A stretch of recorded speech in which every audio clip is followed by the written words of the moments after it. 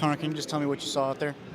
Yeah, just I think we got 3 wide there, and I just saw the 9 car get turned, and I was hoping they were all going to go low, and I was kind of committed to running the top there, but unfortunately, obviously, they looked like they came back across the track and just didn't have anywhere to go. So saved it for our Sam Hunt team. The guys worked really hard, and saved it for Toyota. And but we thought we had a pretty good car. We were going to have a decent shot there, maybe, but it's part of racing here, I guess.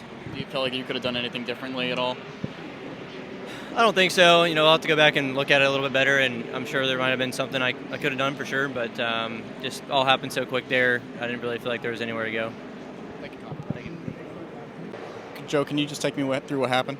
Yeah, they just wrecked in front of us. We were running the top, but it's so hard to avoid stuff running the top here. I thought we had it missed and started sliding, came back up the track and got hit, but overall, really grateful to have Wawa in the car. We had a fast Wawa Ford Mustang, and shame it ended the way it did, but it's fun while it lasted. Is there anything you really could have done differently out there? Not from where I was sitting, no.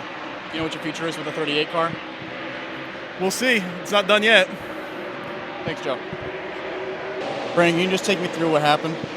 So tough, man. I mean, I felt like the cars looked really unstable, honestly, out there. Like, my car was bouncing the tri-oval pretty bad. The guy, whoever was on the inside that I barely got into there, was bouncing around. So I think we just kind of collected into each other. I think, racing incident, certainly never want to take yourself out or anybody out on the track, especially that early. I think that our lane was surging middle, and you're just kind of fighting for all you got, and so especially when you get in the middle, you're just on for a ride. If someone kind of comes into you or you get into somebody, well, you're going to be collected in the whole thing because you're kind of in the middle of it. So just tough racing scenario here today. I felt like we had a great stage 1 to get up to 6 on the end of the stage. So I was hoping to kind of be in the right lane to do so at the end of stage 2. Just didn't put it all together, man. But really proud of everyone. I hate it for our partners at Menards and everyone. We've been through a wave of emotions this year for sure. But we got 2 more shots. I think you look at Darlington and Kansas; those are 2 of our better mile and a halves on the whole schedule. So we can go there and have a really good solid day and still come out of a win and get locked into this thing. You're pretty much mostly you're in a must-win. We're still waiting on that, but it looks like you're in a must-win situation. How do you tackle the next 2 weeks, knowing that you guys are in that kind of deficit?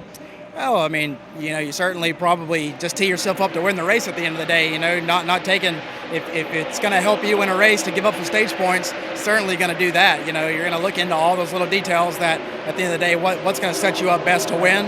I don't think I go into that race trying any harder or any less. I think that's when you're going to get into trouble, is whenever you're like, I'm at this deficit and I got to go try the hardest I've ever driven. I don't think so. I think that you let the car do the work and you just allow the car to be where it's at. And I know we've got a really good program for these mile and a half tracks at JRM, so I'm not worried about these next 2. Do you know what your future plans are for 2024? 2024, yeah. So we're back. We had 2 years here, so I'm looking forward to just kind of getting all these bugs ironed out, man. And so hopefully come back next year and attack hard. Yep. Appreciate it. This is Daniel Hemrick, driver of number 11 Collar Grist Chevrolet. Make sure you hit that subscribe button. Also, check out one of those 2 videos beside me.